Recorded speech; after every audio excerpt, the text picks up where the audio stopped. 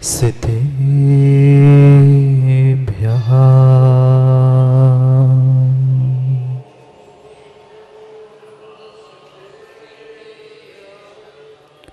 श्रीमद्परं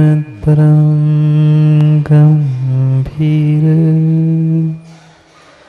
स्याद्मोघलाञ्छनम्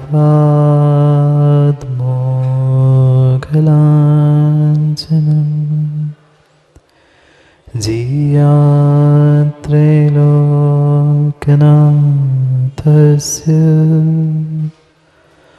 शासनं जिनशासनं ऋणयोर्सवसिद्धे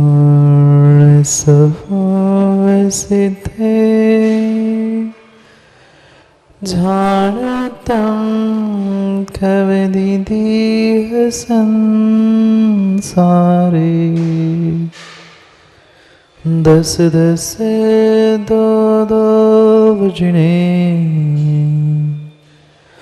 दस दो अनुपेणं वोचे ऋणमोरिहन्ताणं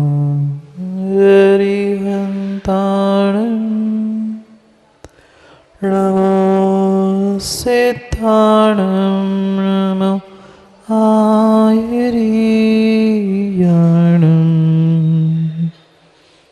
नमो वैद्धायाणं नमो लोई सर्वसाहु।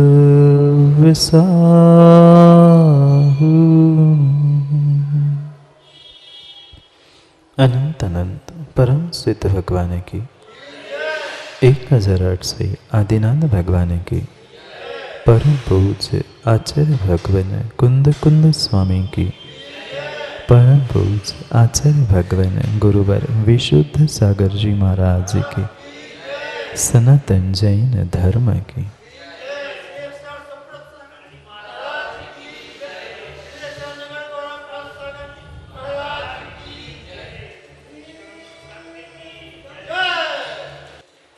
अंतिम निर्देश वर्धमान स्वामी के शासन में हम सभी विराजते हैं और उनकी यह पावन पीयूष देशना हम सभी के लिए परम उपकारी।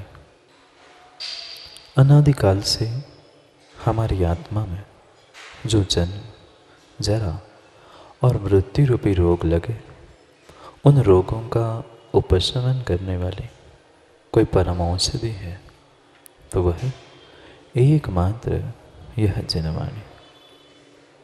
भव्यात्मा,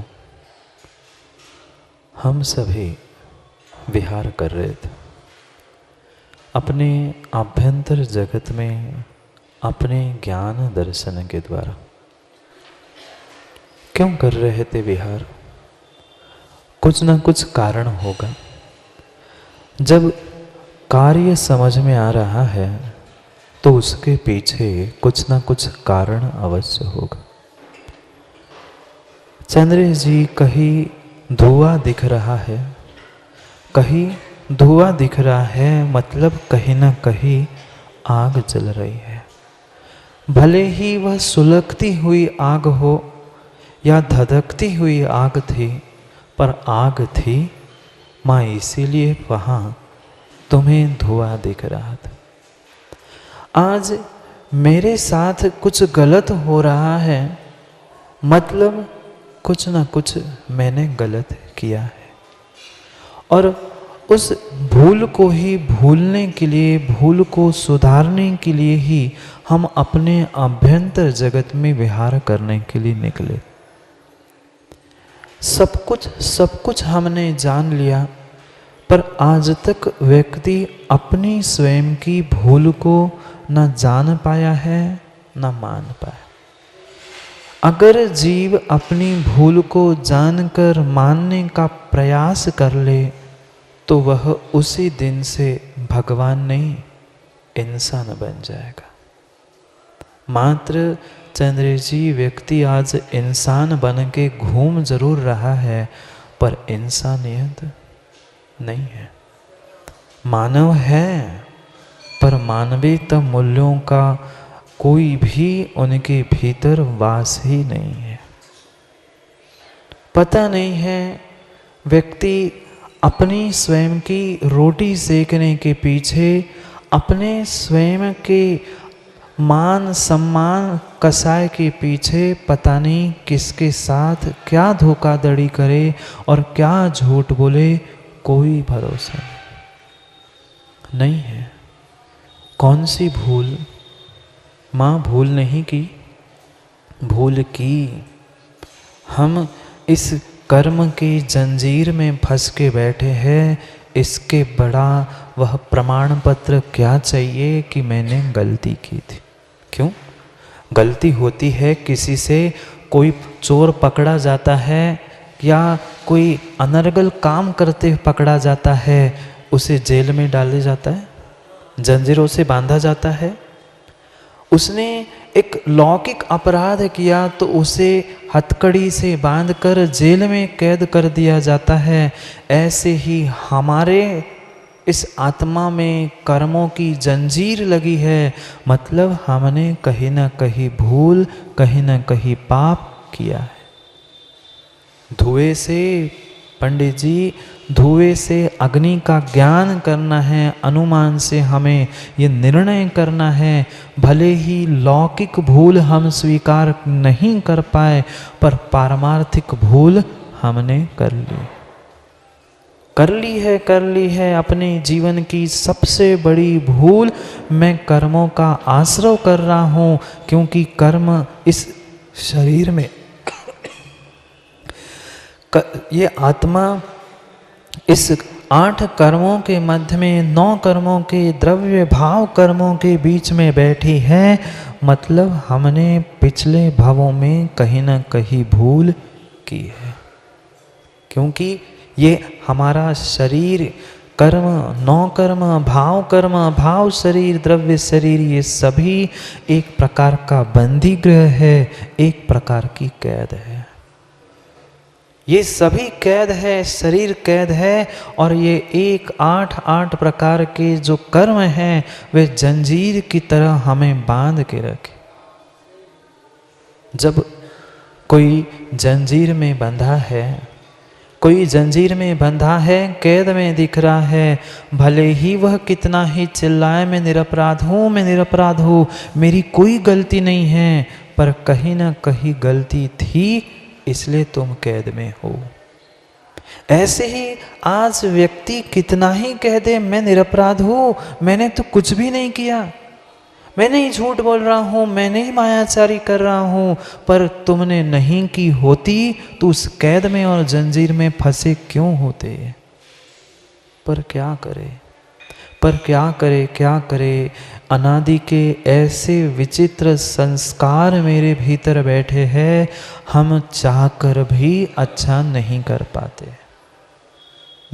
पा रहे हैं। जितने निरंतर संस्कार हमने इकट्ठे किए हैं, वही निरंतर हमें कर्मों का बंध करा रहे। हाँ, कुछ अच्छाई के भी संस्कार है माँ, पर कुछ ही है। मात्र 100 में से 1% अच्छाई के संस्कार होंगे, 99% बुराई के ही संस्कार है। अच्छी बातें सिखानी पड़ती है, परमात्मा के पास पहुँचो, वहाँ भगवान की पूजा अभिषेक करना पड़ेगा, ये समझाना पड़ता है बालक को। पर कभी बालक को ये समझाना पड़ा, वह माँ का दूध पीने के लिए तो उसे माँ के पास पहुँचना पड़ेगा। कभी किसी गाय के बछड़े को माँ तो फिर भी मनुष्य की बता सकती है, सिखा सकती है, पर गाय के बछड़े को किसने सिखाया? किसी माँ ने, किसी उसके पिता ने सिखाया कि माँ के आंचल के पास, गाय के आंचल के पास पहुँच जाओ, वहाँ तुम्हें दूध मिलेगा? नहीं सिखाया।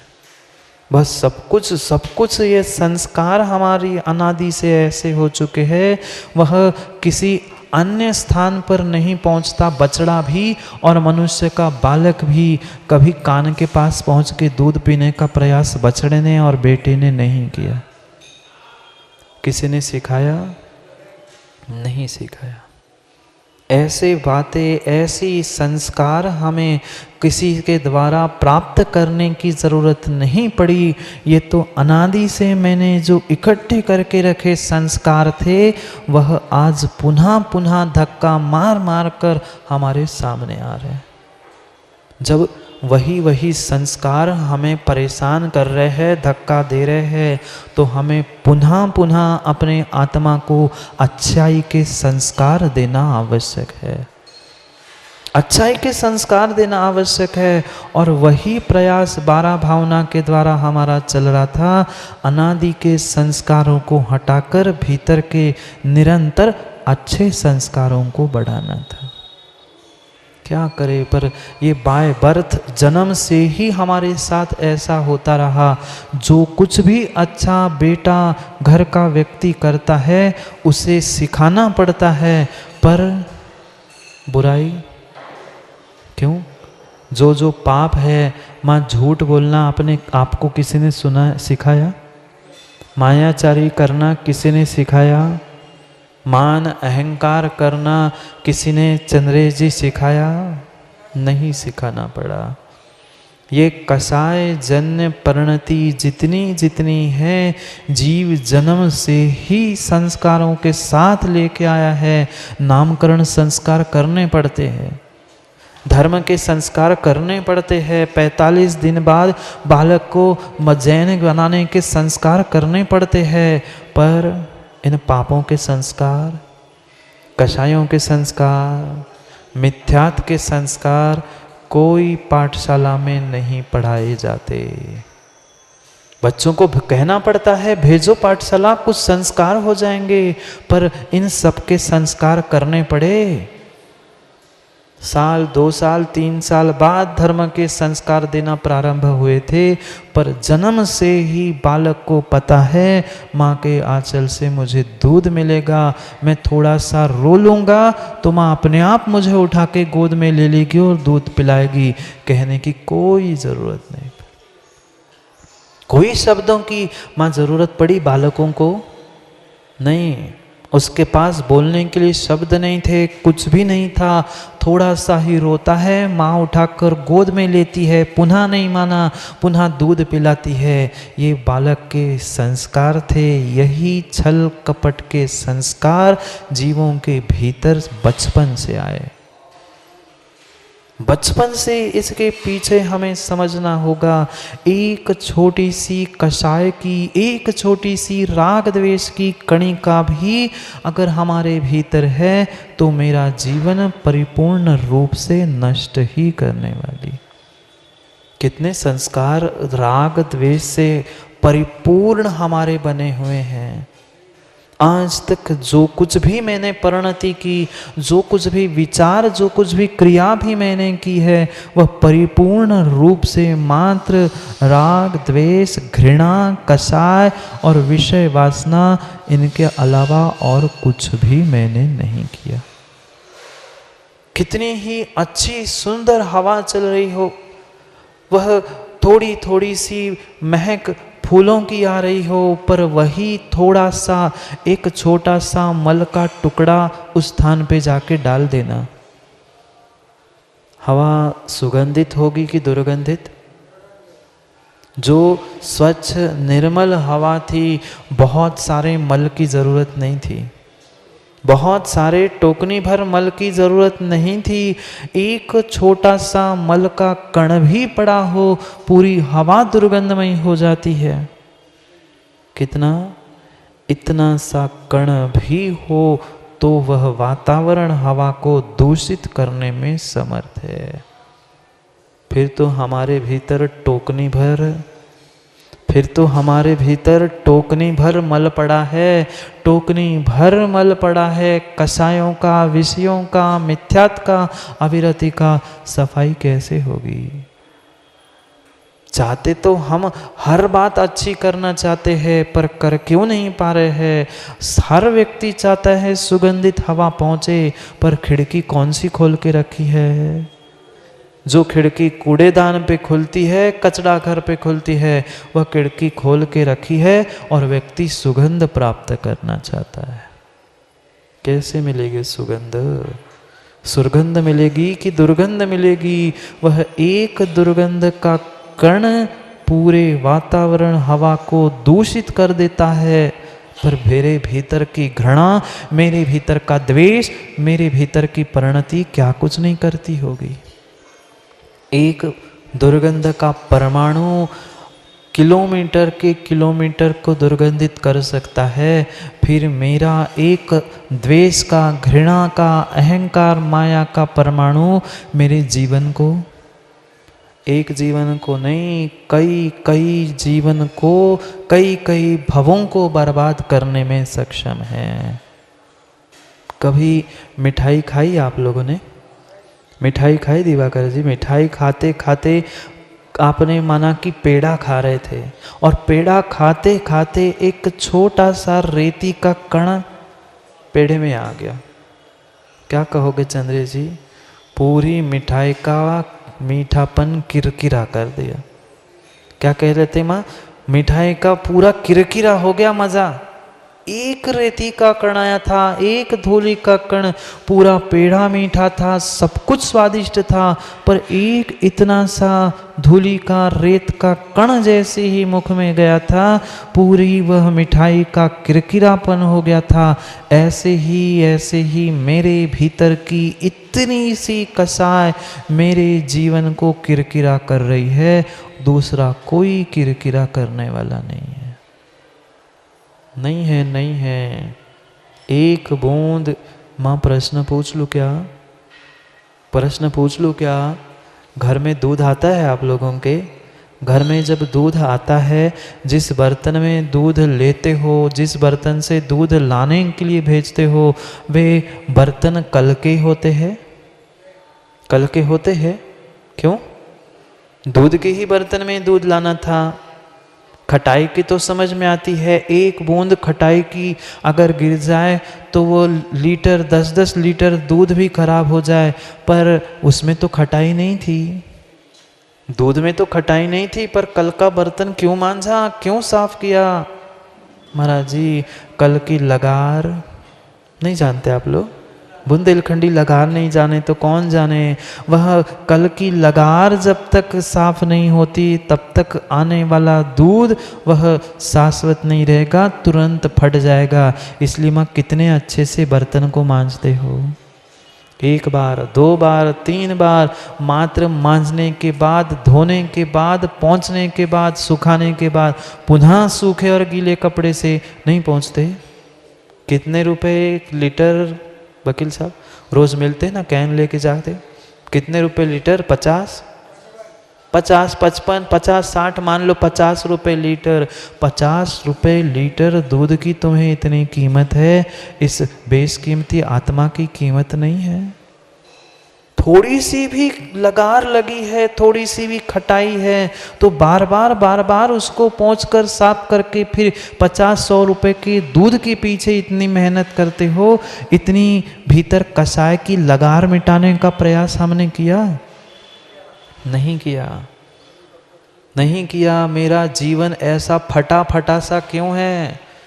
हम धर्म और धर्मात्मा के स्थान पर भी पहुंचकर अपने आप को फटे क्यों महसूस करते हैं? क्योंकि कल की लगार कसायों की, विषयों की पंडित जी साफ नहीं की है। बने रहना खूब बड़े धर्मात्मा, पर जितना धर्म मनाना था उससे अधिक तुमने धर्म को मचा के रखा है चंद्र जी, बुरा नहीं मानना। और मान लो सो क्या करोगे, जो है सो है। वास्तविकता यही है, जितने बड़े माँ धर्मात्मा हैं उन्होंने धर्म मनाने की जगह धर्म मचा के रखा है। सत्य ही तो कहता हूँ, झूठ कौन बोलती है जिनवाणी? झूठ बोलता हूँ क्या? दिगंबर साधु नहीं झूठ बोलते। भले ही किसी को बुरा लग जाए, कोई बुरा लगकर दूर हो जाए, पर सत्य तो यही है। सत्य तो यही है, मात्र और मात्र अपनी कसाय की पुष्टि के पीछे जीव धर्म की क्रियाओं के स्थान पर धर्म आयतनों में भी धर्म करने की जगह, धर्म मनाने की जगह धर्म मचा के छोड़ दिया है। आश्रव नहीं होगा ना, आश्रव नहीं होगा ना माँ, आश्रव जारी है, पल पल जारी है। दोनों में से एक खिड़की खुलेगी, एक बंद होगी, ये नियम है, नियम है, नियम है। ये निर्णय करना है हमें। हम फल तो बहुत मीठे मीठे चाहते हैं, खूब सुंदर सुंदर फल प्राप्त करना चाहते हैं, पर बीज क्या बोया था, बीज क्या बोया था। व्यक्ति नीम और बबूल बोता है और चाहता आम है। मिलेगा आम, मिलेगा आम। बैठा था एक व्यक्ति पेड़ के पास, कुछ बहुत दिन हो गए, वह पेड़ उसकी रक्षा करने के लिए बड़ा हो गया। वह पेड़ अच्छा खासा उसके पत्ते दिखने लग गए। लोगों ने पूछा, भाई तू कब से महीनों से इसकी सेवा कर रहा है, क्यों बैठा है। वो कहता है, आप लोगों को पता नहीं, कुछ दिनों में इसमें आम लगने वाले, कुछ दिनों में आम लगने वाले। वो कहते, कैसे आम लगेंगे, ये तो पेड़ तुमने नीम का लगाया है, आम के फल कैसे लगेंगे। उसकी वो हरकत देखकर हर कोई पागलपन कहेगा, पर हम क्या कर रहे हैं, हम भी तो यही कर रहे हैं। हम बीज कड़वा लगा रहे हैं, बीज तो कांटों के फूलों का पर पैदों का लगा रहे हैं, और चाहते आम जैसे मीठे फल है। पहले बीज तो बदलो, पहले विषय कसायों से उलझे हुए तेरे परिणाम तो छोड़ो। आने वाले समय में तुम्हें भी मीठे फल मिल पाएंगे। कैसे कैसे परिणाम किए, ये परिणाम ही मेरे लिए बीज है। मन, वचन और काय, ये तीनों बीज हैं। मिथ्या, अविरति, कसाय और योग, ये बीज है। आने वाले समय में जो पेड़ पे लगने वाले फूल फल है वह दिखाई देंगे, पर बीज दिखाई नहीं देता। सबका अगर कोई मुख्य कारण है चंद्री जी, तो कसाय है। सबका मुख्य कारण मात्र कसाय है। मुझे काहे नहीं पूछो, हम भी तो कर लेते, हमें काहे नहीं पूछो, हम भी तो सब कर लेते। मान, उस मान को संभालने के लिए कितनी झूठ, पल में किसी के सामने कुछ कहेंगे। ऐसे भी धर्मात्मा चंद्र जी, ऐसे भी भक्त आपको मिलेंगे। अभी तो वहाँ हो इसलिए आपको समझ में नहीं आता कौन कितना पानी में है। थोड़े से ऊंचाई पे आओगे ना, तब समझ में आएगा कौन कितने पानी में है। वकील साहब, जो बहुत बड़े बड़े अपने आप को भक्त कहने वाले हैं ना, उनके मान सम्मान की अगर तुमने पहचान नहीं की, उनकी पूर्ति नहीं की, तो तुम पे भी, गुरु पर भी उंगली उठाने के लिए वे कमी नहीं देखते। देखा है हमने, साक्षात देखा है। जब तक तुम उनके कसायों की मान सम्मान की पुष्टि कर रहे हो, तब तक जी गुरु जी, जी गुरु जी। जैसे ही तुमने एक बार वकील साहब का नहीं नाम लिया, कल से कहेंगे देखता हूं महाराज को, मेरा तो नाम ही नहीं लेते महाराज। बीज कोई है संसार का, तो आज कुंद कुंद स्वामी कह रहे हैं कसाय। ये कसाय और योग ही संसार का बीज है। इस जेल में, इस कैदी घर में, इस कर्म के जंजीर में फंसने का कोई कारण है तो मात्र और मात्र मेरे स्वयं के कसाय और योग की परिणति है। आम चाहते हो, आम चाहते हो तो बबूल बोना छोड़ दो। दूसरों की जो बुराई करेगा, मुझे तो चंद्र जी पूरा विश्वास है। कोई माने नहीं माने, अपने इस अभी जो 12-15 साल की जो गुरु के साथ रह के मैंने जो सीखा है, वकील साहब पूरा विश्वास है, मैंने साक्षात देखा है। जो उंगली उठाता है, समय उसको समय पर जवाब भी दे देता है।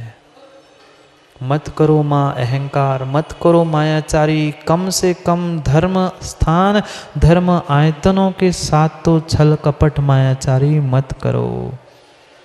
एक पर्याय के मान सम्मान के राग के पीछे पता नहीं हम क्या कुछ नहीं कर बैठते और उसके पीछे फिर भव भव तक रोना पड़ता है।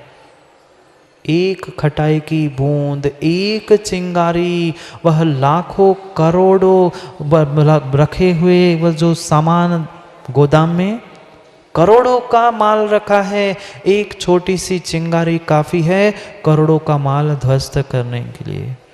हजारों लीटर दूध हो, एक बूंद काफी है दूध को नष्ट करने के लिए।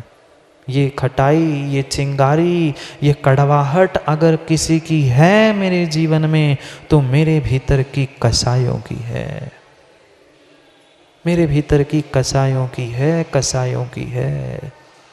एक बूंद, एक मात्र चिंगारी जब इतने सारे अनाज को, दूध को नष्ट कर सकती है, मेरी एक क्षण की क्रोध, मान, माया, लोभ रूप कसाय क्या मेरे जीवन को बर्बाद नहीं करेगी? एक जीवन नहीं, एक जीवन नहीं, कई भव में हमारे मात्र वकील साहब इसके ही कारण नष्ट हुए हैं। मैं अपनी कसाय को नहीं मना सका। सबको मनाना आसान है, माँ बेटों को, बेटे के पिता को, बेटे की माँ को, पर अपनी स्वयं की कसायों को मनाना बहुत कठिन है।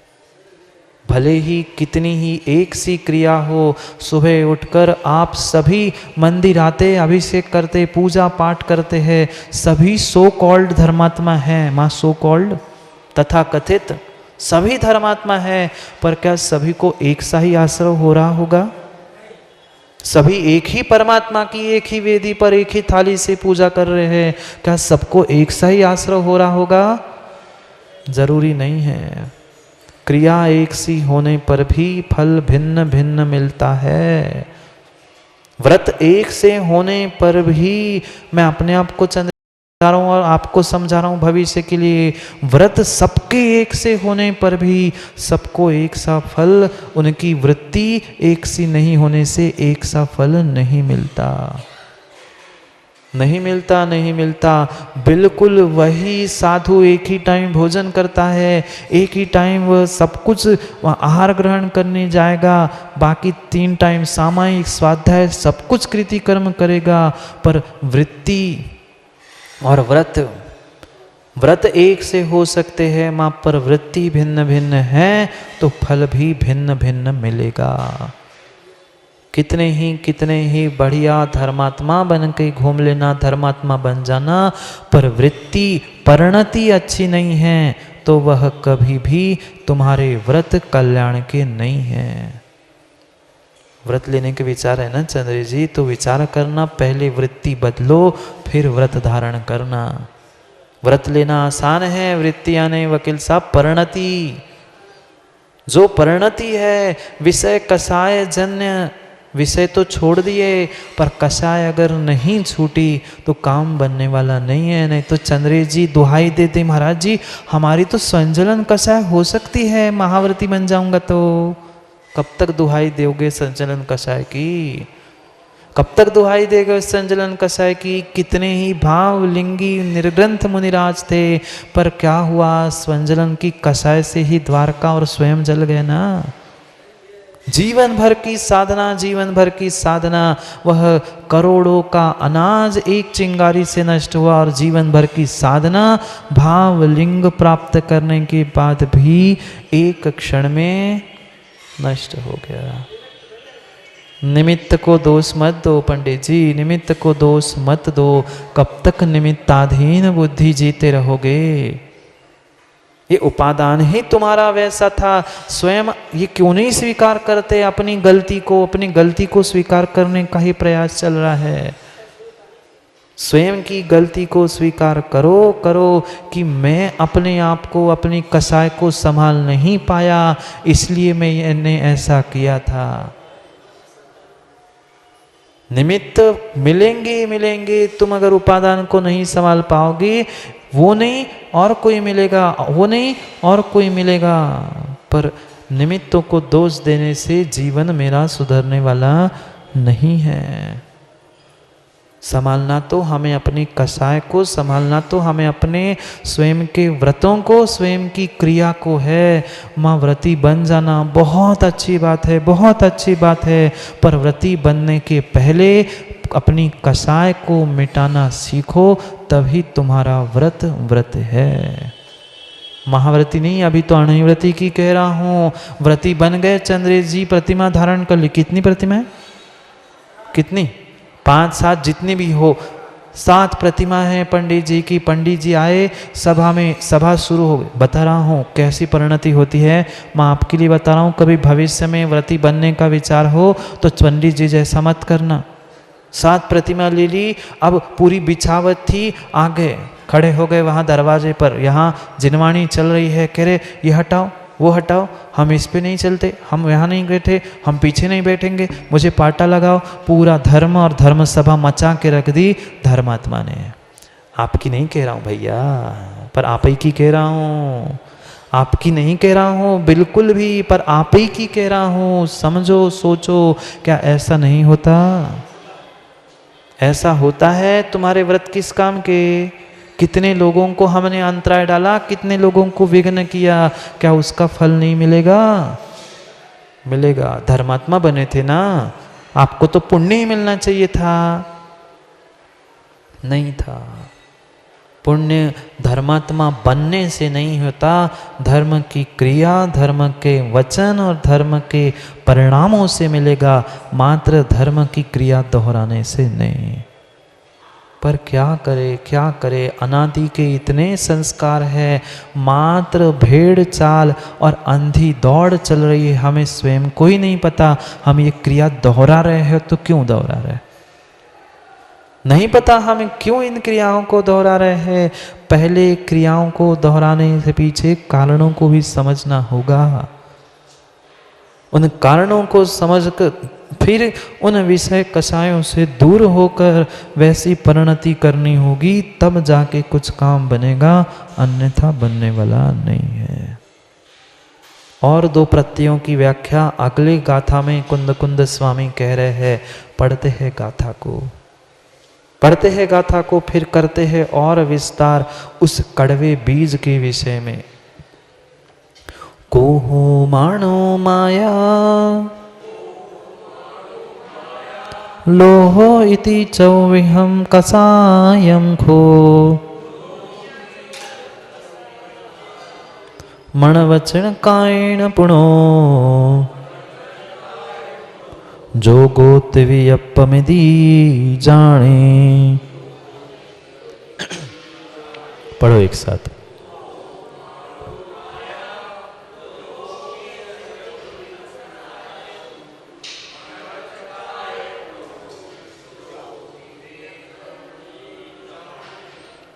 कोहो मानो माया लोहो, क्रोध, माया और लोभ, इन 4 कषायों के अलावा जीव ने आज तक जीवन में किया क्या? भले ही माँ आप स्वीकार करो या ना करो, कोई जीव सत्य को नहीं स्वीकार कर रहा है तो सत्य असत्य होने वाला नहीं है। प्रत्येक परिणति आज तक जीव की संसारी अवस्था में इन 4 कषायों से ही होती रही, और इसी कषायोदया तीव्र परिणामान चारित्र मोहस्य। ये संसार का चक्र क्यों चला? संसार का छेद करने के लिए सम्यक दर्शन, सम्यक ज्ञान और सम्यक चारित्र प्राप्त करना था, पर क्यों नहीं कर पाए चारित्र? चारित्र प्राप्त ना करने के पीछे का कारण कषाय के तीव्र परिणाम है। 25 कषाय, 25, 1 नहीं 2 नहीं 4 तो है ही, 9 कषाय भी कषाय है। खूब हंसो, खूब हंसाओ, वह भी कषाय है। 9 कषाय भी कषाय हैं। वे कषायों के निमित्त से कैसी कैसी कैसी परिणति आज तक जीव ने की। चारित्र क्यों नहीं धारण कर पाए? चारित्र क्यों नहीं धारण कर पाए? मात्र मुख्यता से ये 4 कसाय, 4 ऐसी 16 और 9 कसाय है। 9 कसाय के कारण जीव नहीं जी पा रहा है यथार्थ जीवन को। जो आत्मा को कसती है, आत्मा को बांधती है, आत्मा को पकड़ती है, उसका नाम ही कसाय है। भले ही परिभाषा हमें नहीं पता हो, उसके 25 भेद भी हम नहीं जानते हो, पर प्रति समय कसाय के अलावा मेरी कोई परिणति नहीं रही। देव शास्त्र गुरु के स्थान पर भी, उनके सामने भी पहुंचकर हमने कितनी कसाय की? नहीं, जोगों ने मात्र क्रोध को कसाय माना था, पर मान, माया और लोभ ये तीनों भी कसाय है। तीनों भी परिपूर्ण रूप से कसाय है। अन्य कोई कारण नहीं है मुझे नरक, तिर्यंच, मनुष्य और देव गति को दिलाने वाला। 4 कसाय, 4 गतियां। 4 कसाय और 4 गतियां, अनंतानुबंधी, अप्रत्याख्यान, प्रत्याख्यान, स्वंजलन, ये परम 4 कसायों के निमित्त से ये 4 हमें गतियां प्राप्त हुई है। पुनः उन गतियों में आकर पुनः हमने कसाय की, पुनः गतियां मिली, पुनः कसाय, पुनः गतियां। यही संसार का चक्र अवरत चल रहा है। मात्र गुस्सा करना ही क्रोध नहीं है। वकील साहब, लोगों ने कहा मैं गुस्सा नहीं, बाहर गुस्सा करो नहीं करो, भीतर जो क्षुभित परिणाम हो रहे हैं, उद्वेलित परिणाम हो रहे हैं, दूसरे से ईर्ष्या हो रही है, वह क्रोध ही है। किंचित भी भीतर कालुष्य उत्पन्न हुआ है, दूसरे के प्रति ईर्ष्या, द्वेष, घृणा उत्पन्न हुई है, वह तेरे लिए वह क्रोध कसाय का ही काम करने वाली है। क्रोध कसाय का ही काम करने वाली है। मुख्यता से ये क्रोध कसाय नरक गति के जीवों में प्रमुखता से पाई जाती है। प्रमुखता से नरक गति के जीवों में पाई जाती है। वह एक दूसरे को काटो मारो मात्र, इसके अलावा और वहाँ जीव कुछ करते नहीं है। कितनी माँ ईर्षा नहीं जानते ना, ईर्षा नहीं जानते ना, कितनी एक दूसरों से हमारी प्रतिस्पर्धा और कितनी ईर्ष्या होती है। परमात्मा को कम देखते हैं, बगल वालों के बर्तन को और उनके कपड़ों को ज़्यादा देखते हैं। वो कैसा, वो वैसा, मुझे नहीं है, उनके पास क्यों? ये सब कुछ क्रोध की, मान की ही परिणति है। मैं कितना अच्छा होना चाहिए, वो क्यों नहीं है, वो क्यों हो गए, मुझे अच्छा कहना चाहिए था।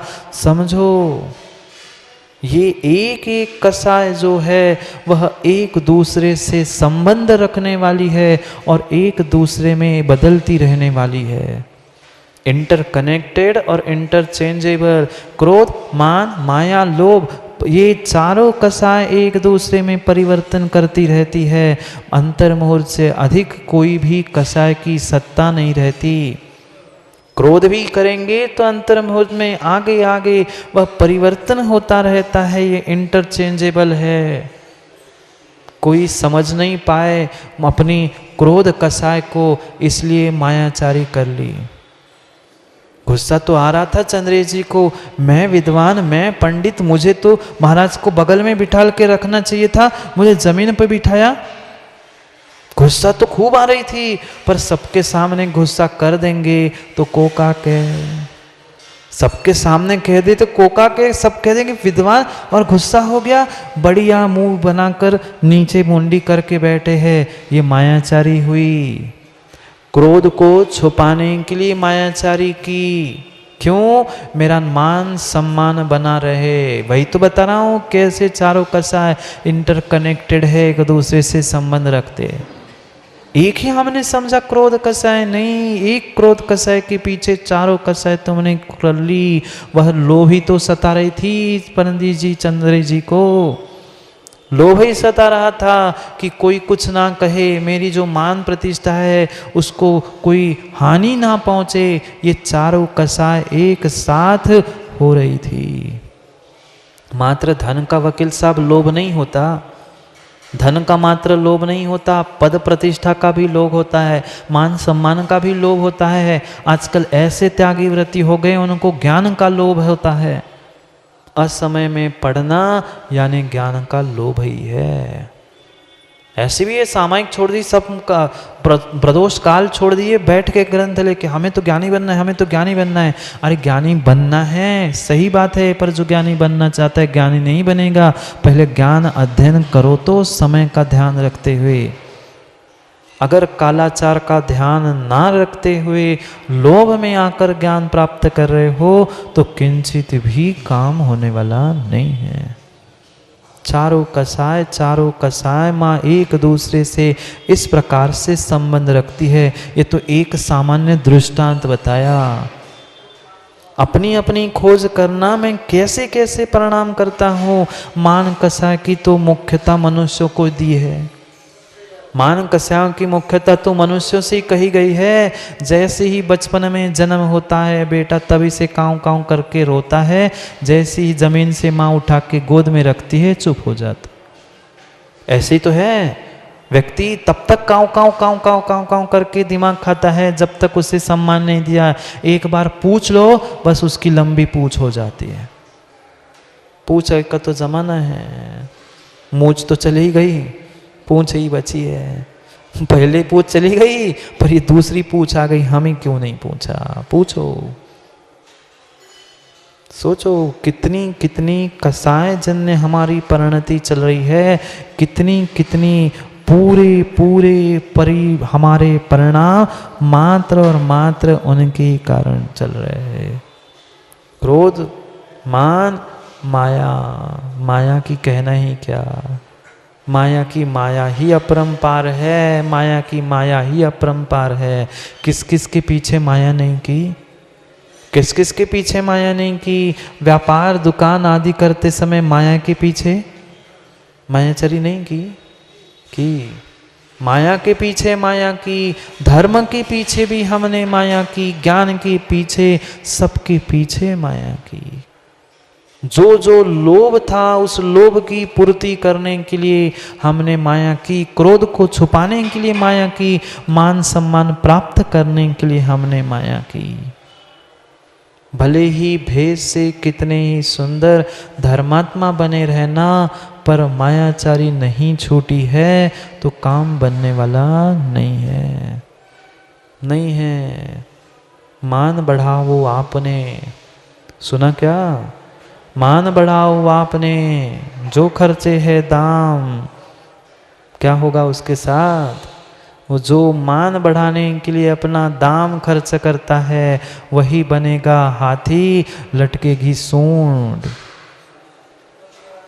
जमीन पर वही नाक, मेरी नाक, मेरा मान, मेरा सम्मान कर लो। तिर्यंच माया त्रियोग्यो नस्य, मायाचारी करने से तिर्यंच पर्याय मिलती है। माँ नहीं पता ना, छोड़ दी ना, आप करो ना। ये बात व्यर्थ की कर मत। छूट तो सकती है, आप छोड़ना नहीं चाहते हो।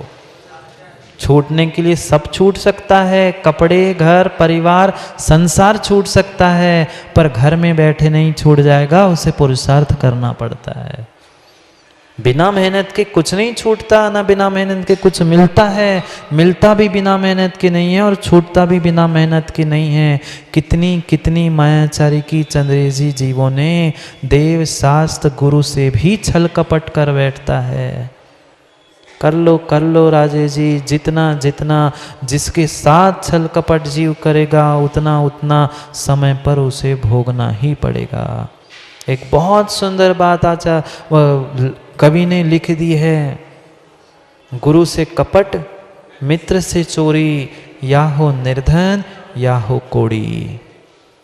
मैं नहीं कह रहा हूँ, मैं किसी से कुछ नहीं कह रहा हूँ, नीतिकारों ने ये लिखी है और आपकी याटा मंदिर के गेट के ऊपर वहाँ लिखी है, पढ़ लेना जाके।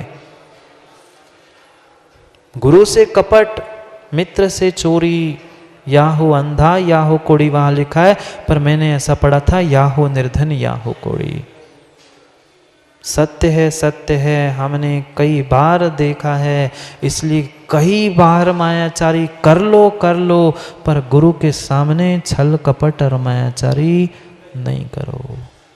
तुम मात्र गुरु को यही दिखाना चाहते हो ना, मैं कितना अच्छा आपका भक्त हूँ, मैं आपको कितना मानता हूँ, आप दिखा सकते हो नहीं सकते, क्योंकि जो होता है वो दिखाता नहीं है और जो दिखाता है वो होता नहीं है।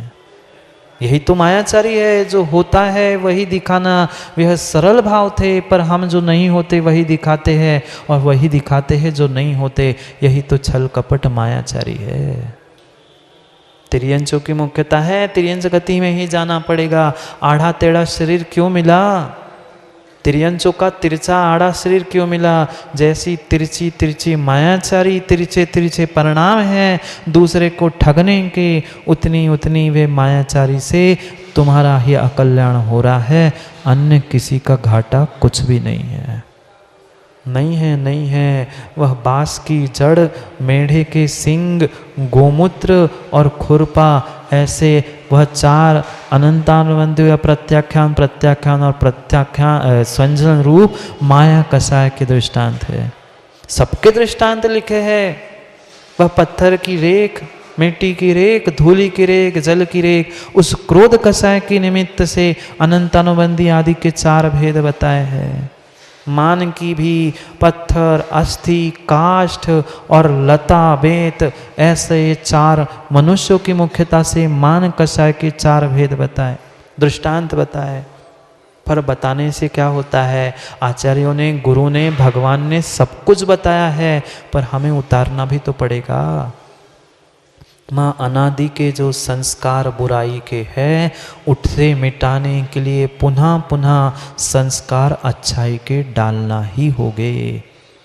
अच्छाई किंचित भी बाहर बाजार में, दुकान में, अन्य कहीं नहीं मिलेगी। अच्छाई मात्र मुझे अपने भीतर मिलने वाली है, और भीतर तक पहुंचने का मार्ग ये जिनवाणी बता रही है। इसलिए चंद्रेश जी, जिनवाणी बार बार सुननी होगी, बार बार सुननी होगी। एक बार सुनने से काम नहीं होगा।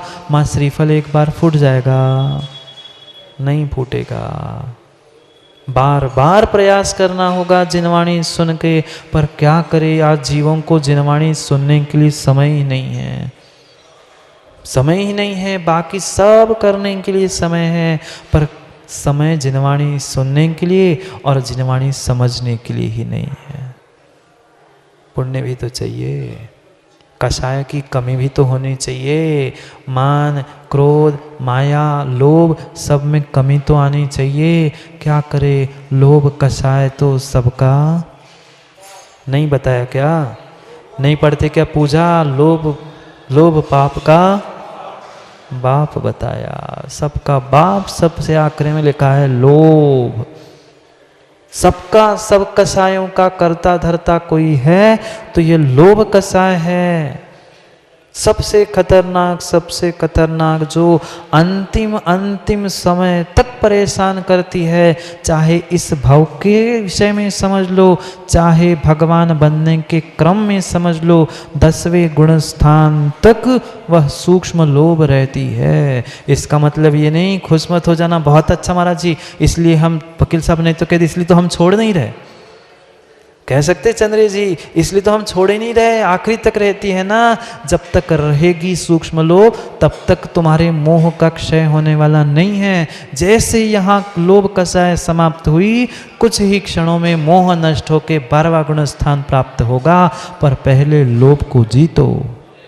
धन का लोभ, पद का लोभ, मान का लोभ, तप का लोभ, ज्ञान का लोभ, ये सभी लोभ ही लोभ है। तप का भी लोभ मत करना, ना ज्ञान का लोभ करना। वहाँ अगर लोभ है तो हम काम से गए। मात्र भगवान को सुनाने के लिए पहुंच जाते हैं। अखिलेश चाचा ये सब माता हरे, नहीं रहे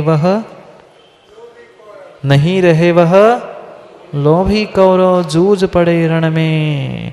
मेरा सो तो मेरा ही, तेरा भी कुछ हो रहा है तो वो भी मेरा है, लड़ो और मरो। भाई क्यों नहीं समझ रहे हो? ये बात को पल पल समझो, कैसे शुभ अशुभ भावों से मैंने अपना ये जीवन बर्बाद करके रखा है। वह अशुभ तो अशुभ, शुभ भी हमने अपनी जंजीर रूप बांध के रखा है। मात्र कहने से हमारा लोभ छूट जाएगा ना? नहीं रहे वह लोभी कौरव। जब लोभी कौरव वकील साहब नहीं रहे हैं तो मित्र से कह दो तू कब तक रहेगा लोभ करते करते। छोड़ दे, जो जैसा होना है उसकी परिणति वो जाने। हमें अपना कल्याण करना है, अपनी व्यवस्था बनाए अपन निकल चले। दुनिया की व्यवस्था के चक्कर में हम कभी व्यवस्थित नहीं हो सकते, नहीं हो सकते, नहीं हो सकते। ये भी पंडित जी लोभ ही है, वकील साहब ये भी लोभ ही है। मैं इसको ठीक कर लूँ, इसकी व्यवस्था बना लूँ, इसका ये कर लूँ, ये लोभ ही है। होता स्वयं जगत प्रणाम चंद्र जी, मैं करता पर का क्या काम। नहीं, लोभ नहीं करने चाहिए। ना क्रोध, ना मान, ना माया, ना लोभ। ऐसे भी जीव मिलेंगे, ऐसे भी जीव मिलेंगे बाहर से बहुत अच्छे धर्मात्मा दिखने वाले, पर भीतर से उस बगुले जैसी परिणति। बगुला नहीं देखा? हंस नहीं कह रहा हूं, बगुला। बगुला बहुत सुंदर ध्यान करता है, हर कोई उसे देखकर पसंद कर ले कि पर एक टांग बक ध्यान, एक टांग पर खड़ा होकर ध्यान करता है, आंखें बंद करके ध्यान करता है। पर किस लिए? किसी भगवान का, राम का? मछली को पकड़ने के लिए। ऐसे धर्मात्मा मत बन जाना, ऐसे धर्मात्मा मत बन जाना। उससे अच्छा अधर्मात्मा बनकर घर में रहो, पर धर्मात्मा बनकर धर्म मनाने की जगह धर्म मचाने मत पहुंचो, मत पहुंचो, मत पहुंचो। आप धर्मात्मा हो तो वास्तव में धर्मात्मा जैसे दिखा रहे हो वैसे बनने का प्रयास करो, अन्यथा वह दूसरे की स्थिति नहीं, स्वयं का क्या होगा सोच लेना, सोच लेना। योगों की व्याख्या करनी थी, समय का योग समाप्त हो गया। एक ही पंक्ति हुई, कोहो मानो माया लोभ इति चौव्यहम कषायम खो। ये 4 प्रकार की कषाय और मणवच कायेण पुणो जोगो तिवियप्पमिधि जाने। मन, वचन और काय, इन तीनों की चंचलता कितने पल हम शांत बैठते हैं। 1 घंटा जिनवाणी सुनते समय भी हम शांत नहीं बैठ पा रहे हैं, पर ठीक है, वह भी बैठना वकील साहब अच्छा है आत्मा में संस्कार डालने के लिए। नहीं समझ पा रहे हैं, नहीं सुधर पा रहे हैं, नहीं जीवन बदल पा रहा है, इसलिए ये मत सोच लेना कि हम करना ही छोड़ दे। करना तो पड़ेगा आज, नहीं तो कल। कम से कम अशुभ भावों से तो बचे, कम से कम अशुभ योग से तो बचे। ये तीनों योग सबसे बड़े शत्रु है। कषाय के बाद किसी का नंबर है तो ये मन वचन काय के 3 योग है। दिन रात शुभाशुभ, दिन रात शुभाशुभ भावों से मेरा व्यापार चला करता, मानस वाणी और काया से आश्रव का द्वार खुला रहता। खुला ही है, सब खुला है। धन आने के लिए, आश्रव आने के लिए सब खुला है, बाकी धर्म आने के लिए हमारे दरवाजे बंद है। हाँ, व्यापार करने के लिए कोरोना नहीं है, धर्म करने के लिए कोरोना है। सावधानी रखो ना, असावधानी से काम मत करो, सावधानी से जैसे वहां बैठते हो यहाँ भी धर्म ध्यान करो, पूजा पाठ करो। पर क्या करे, खिड़की हमने अशुभ की खोल के रखी है, शुभ का आश्रव होगा कैसा, कैसा होगा। मानस वाणी और काया से आश्रव का द्वार खुला रहता। समय हो गया है, कल पुनः संक्षेप में इसका विचार करके फिर अगली गाथा पे पहुंचेंगे, क्योंकि योगों का ही विस्तार अब कुंद कुंद स्वामी अगली गाथाओं से करेंगे कि कैसे मन योग, कैसा वचन योग और कैसा काय योग हमने आज तक प्रयोग किया, जिससे प्रति पल प्रति समय हमें अशुभ अशुभ और अशुभ का ही आश्रय होता रहा। भान नहीं है माँ, भान नहीं है हमें कि हम यहाँ बैठे बैठे या कहीं अन्य जाते जाते कैसे परिणाम, कैसी परिणति और कैसे योगों की चंचलता की है। करेंगे कल उस योगों को समझने के लिए, अपने उपयोग को योग में लगाने के लिए, योग को उपयोग में लगाने के लिए समय पे समय की व्याख्या। क्या करूँ, घड़ी जल्दी जल्दी निकल जाती वकील साहब, पता ही नहीं। हाँ, जब शुरू होता है तब ऐसा लगता है कि पता नहीं, और आप देखता हूँ घड़ी तो 9 के 10 कब बज जाते हैं कोई पता नहीं चलता। 9 के 10 क्या, देखते देखते जिंदगी के जय कुमार वकील साहब 70, 80, 90 कब निकल गए पता नहीं चला। ऐसी बचे कुछ कब निकल जाए पता नहीं चलेगा। इससे जलने से पहला जलना छोड़ दो, जलने से पहले जलना छोड़ दो। बदले की भावना नहीं, स्वयं बदलना सीख लो। क्रोध, मान, माया, लोभ, ये 4 कषाय परम शत्रु है। ये हमारे आने वाले जीवन का बीज है।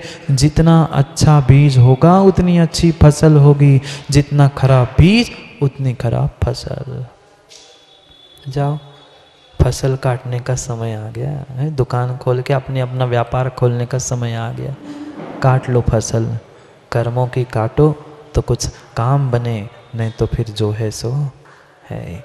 कल समय पर योगों की और विशेष विस्तार से उन योगों की जो कुंद स्वामी ने व्याख्या की है उसको समझने के लिए कल आश्रव का द्वार खोल के कि बंद करके, खोल का कि बंद करके, एक खोल के एक बंद करके शुभ को कम से कम प्राप्त करने का प्रयास करने के लिए कल समय को समझने के लिए समय पे मिलते हैं, क्योंकि समय पे किया गया काम समय को दिलाता है। बोले भगवान महावीर स्वामी की